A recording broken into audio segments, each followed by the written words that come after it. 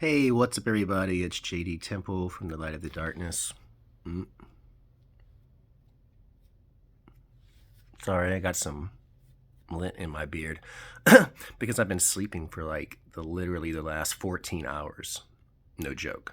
Yeah, that's how I roll a lot. And no, I don't like it. I do much better on like 4 hours of sleep. And when my brain is healthy, that's what's happening. And I'm up and getting it. Um, but unfortunately, I have some pretty severe clinical depression that I've been dealing with for a long freaking time. Um, it's not fun.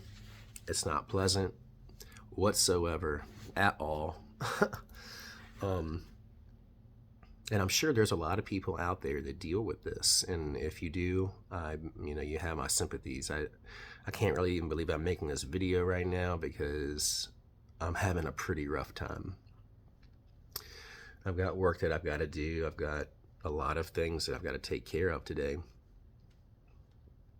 And I'm going to get down to them. I'm going to get them done. I've just been having a really hard time, completing like mundane tasks and data input types of things, and just emails and all of that can get very, very, very difficult during these time periods.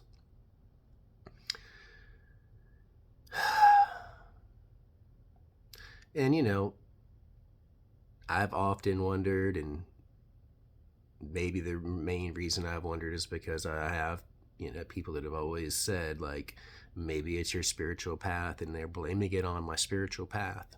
And I get it, but the depression was there long before I ever even started this. And I would venture to guess that for many people that are on this path, it's probably all of the crazy trauma and all of the hurt and all of the powerlessness that you've experienced as a child that led you to this path in the first place. It was your brokenness that led you to this path in the first place. So little by little, you begin to pick up the pieces. You begin to pick yourself up. You begin to repair all of that that's been broken. But no, it's not easy. And it's not just going to happen.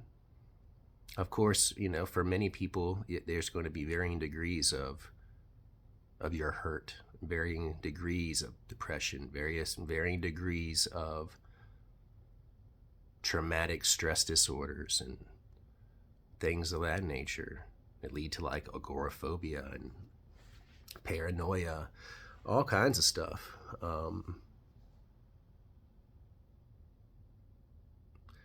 When we're young, we're so impressionable and our subconscious mind is so wide open.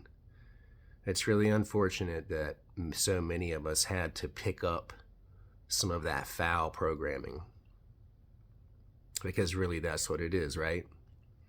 All of the abuse that we went through was just really foul programming. When we should have been getting support, when we should have been getting love, when we should have been getting attention, when we should have been getting understanding, we were just witnessing a lot of who knows what and being sometimes treated in ways that weren't so good. But that's life, That's life. I mean, it's almost kind of like that is the goal in life, is to get as broken as you possibly can and then fix yourself. So I'm not mad about it. I'm not mad or upset about anything that happened in my childhood. I've really have come to terms with and accepted and forgiven everything. But that doesn't change the fact that I'm like still a broken mess over it. And I don't know why. I mean, as far as I know, it's not the entire reason for my depression. There's a chemical issue there. There's a neuroplasticity in the receptor, in my receptor issue there. a lot of that is like hereditary. I do have other people on both sides of my family with depression, as far as I know.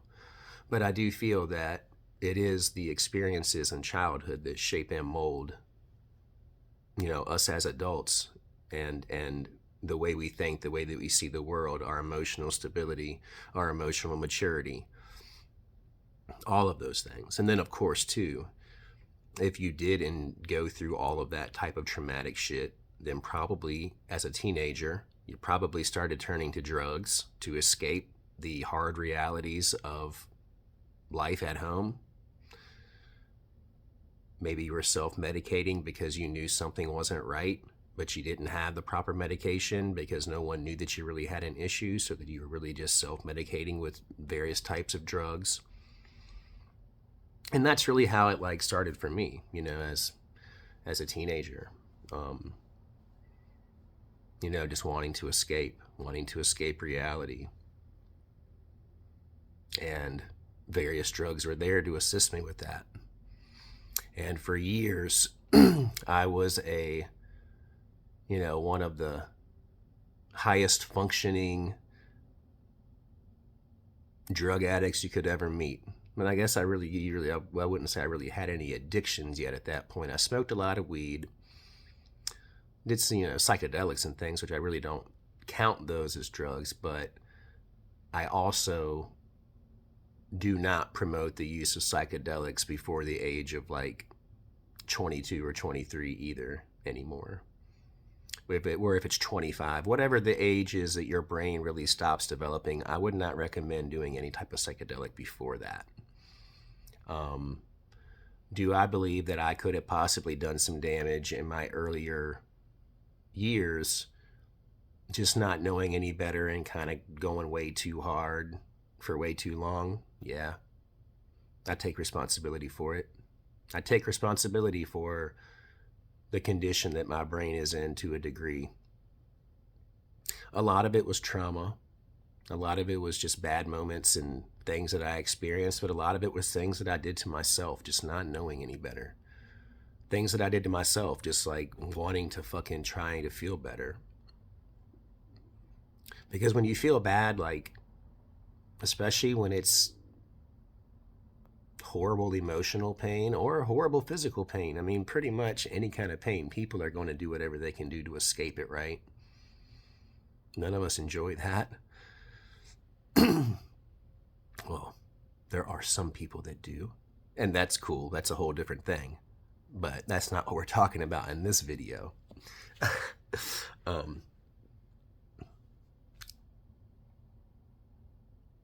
the main reason is that, like, I know that I have to take responsibility, and taking responsibility means like taking action and being a active participant and contributor to my recovery from depression, to my mental health. That I actually have to do something about it. I can't just whine about it. I can't, just try to get through it. I've been trying to just muscle my way through it and figure this out and figure that out. And, of course, magic is helpful. But for me, magic is not going to solve this alone. But instead, it's leading me to the things, through the help of a lot of my good friends too, that, told me about this plant medicine teacher and this plant medicine and this type of substance and this type of substance that could help. And, I know ketamine is not a plant medicine teacher by any means or a plant medicine ally, but it works in similar ways. From what I have researched, it works in a very similar way. And that is kind of where I'm at right now. I have my first treatment tonight of at-home ketamine treatment through Mindbloom. I'm going to be sharing that with everyone. I'm going to be making videos on it, kind of taking you through my journey with that.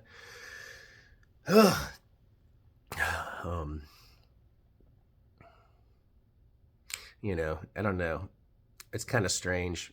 I mean, I'm really, really hoping that it's going to help me. And I've watched a lot of videos on it, but it's like, to me, it's like a lot of these people that have tried this, like, they didn't really seem like they fucking even knew what depression was. Like, these people just seemed like they were just like, oh, um, you know, this thing happened and I was sad for like 3 months out of nowhere, and that wasn't normal for me. So I decided that I would try this at home ketamine treatment. Like, motherfucker, 3 months? Try 30 years. Try 30 years of feeling that way. And I'm not trying to like downplay this woman's pain and misery.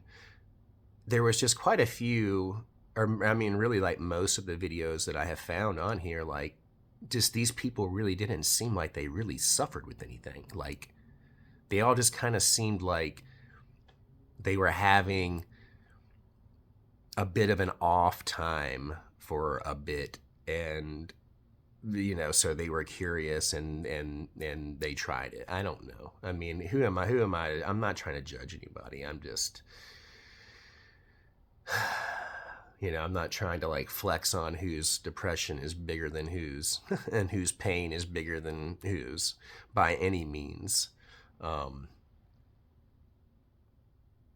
These people just didn't really ever seem to be, from where they told their stories, they just never really seemed to be really suffering. And I'm sure there's people out there that do and have, and I hope that they found relief through this, because I am really looking forward to finding relief through it. That is for certain. But I am going to document the journey. If you do have depression, there are a lot of things that can help. I am really focusing on opening and balancing all of my chakras and making sure that all of those are functioning the way that they should. I know that I have a few chakra issues right now, and it's going to happen. As a healer, I do help a lot of people, and I heal a lot of people, and sometimes some of that does transfer over to me and affect me, and I try to make sure that doesn't happen, but I can't always make sure. It just goes part and parcel with being a great healer. Sometimes it's going to affect you. If you talk to some others that say that no, then they don't know what they're talking about, in my opinion. I've been doing this a long time, so, not that I'm an expert as far as like I know more than anything on any subject and blah, blah, blah, blah, blah. No, I just have a lot of experience. I have a lot of real life hands-on experience. No, I have not read a lot of books, and I don't know every term for every this and that and the other and all of that. I don't. I'll tell you right now, I don't. And it really, really fucking doesn't matter. Hands-on application, real-world application in practical spirituality is most important. But no, yes, it is important to know things and to obtain information. I'm not downing that, and I do want to read more. I'm just saying that the information that you find in books is not the end-all, be-all of everything. You have to take that information and apply it in the real world to really see if it has any real value in your life, or any real value at all, for that matter.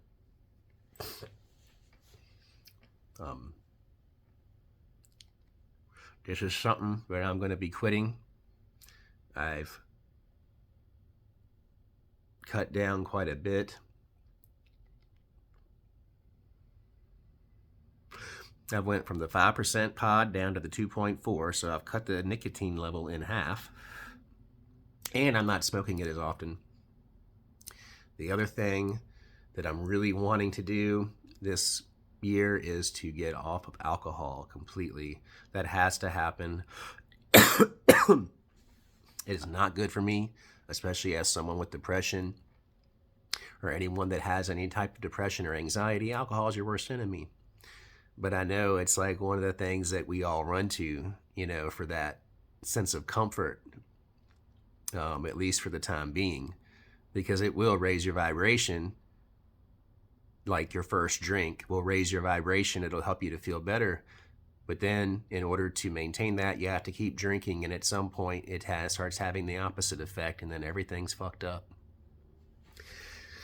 So I would say that, for people that can handle alcohol, a 1 to 2 drink maximum rule, because it's like crack, like you're only going to really, like, the first hit or two is that's all it's going to be good. Anything after that's really just toxic, and it's just adding to the toxicity in your body. It's not really going to help you feel any better. At least that's my experience with it anyway. I'm definitely going to start walking. I know walking is going to be a great thing. Exercise in general is awesome for depression, but it is the hardest fucking thing to fucking do, is to get yourself up and even start moving, because my body hurts all the time. I'm in pain all the time. I have like zero fucking energy and zero like care, like get up and go. Like my mojo was just gone. And like I've experienced with ayahuasca helps so much. It can lift your spirits. It can heal that trauma and remove a ton of that trauma. And it has. And it helped me to get off of crystal meth, like straight up. I'll tell you right now. One of the main reasons, it was the main reason that I went to go do ayahuasca when I went to do it in 2019. The main reason at that point in time was to be able to finally kick crystal meth, because I could not do it and it was ruining my life. I was getting a lot of shit done and I wasn't depressed, but I was depressed in a different way. I was psychotic. I was crazy. I wasn't able to function, and I was functioning and taking care of business, but I was not thinking right, and I wasn't showing up in life in a lot of other really important areas.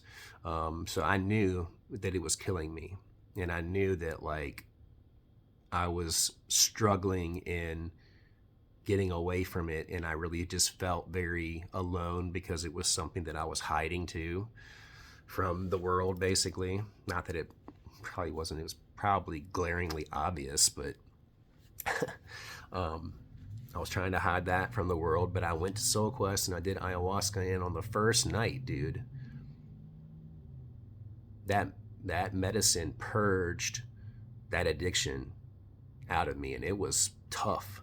It was crazy. I was literally like frothing white foam out of my nose the whole first night, and like I sniffed it, so like it was just it was like there had to have been like residual of that all up in me and my sinuses, because it like was literally just like coming out. Like it was scary. It was nuts. But the next day, like I knew that it was over, that crystal meth no longer had a hold on me anymore. And I felt great. I felt renewed. I felt happy. I felt joy. I felt like doing 100 push-ups and let's go on a nature walk. Like, hell yeah, let's do it. That sounds fun. Right now, I would be like, no fucking way. But, I set my intention that night before I drank the ayahuasca, of course, to help with that specific issue. And it delivered, man. Let me tell you, it sure did. But I still have a lot of work to do, I'm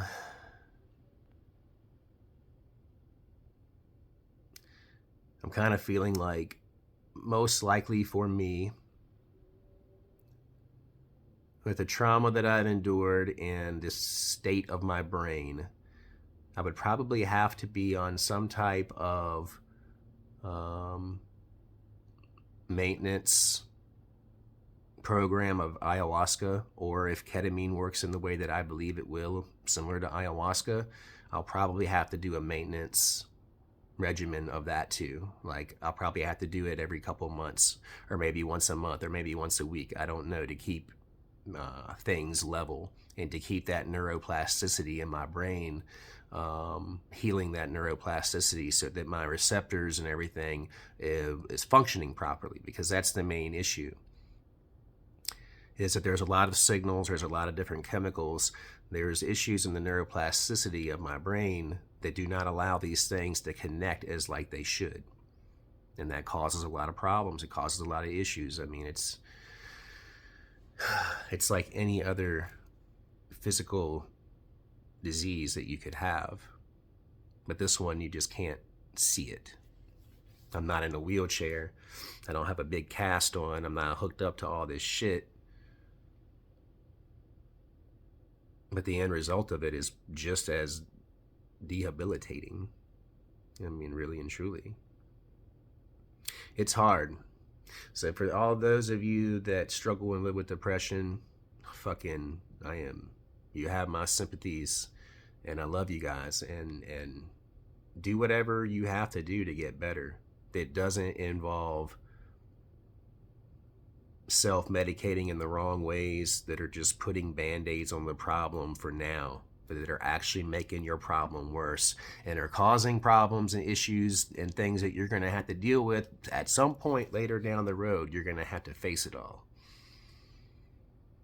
So it's better just to try to do what you can do now to get yourself well, to avoid piling up other substances into your system that you're going to have to grapple with later too, just like the depression. You don't want to bring other parties to the fight that are acting like they're your friends now that are just going to kick your ass later, because that's what self-medication does. Yeah, been there and done that. So yeah, man, energy healing, salt baths, all these things do help and bring relief. But for a lot of us, we're going to have to resort to other types of professional care that are out there in order to heal depression. And I know there's other ways, don't get me wrong. I know ketamine is not the only way. Ketamine is just the route that I am going right now.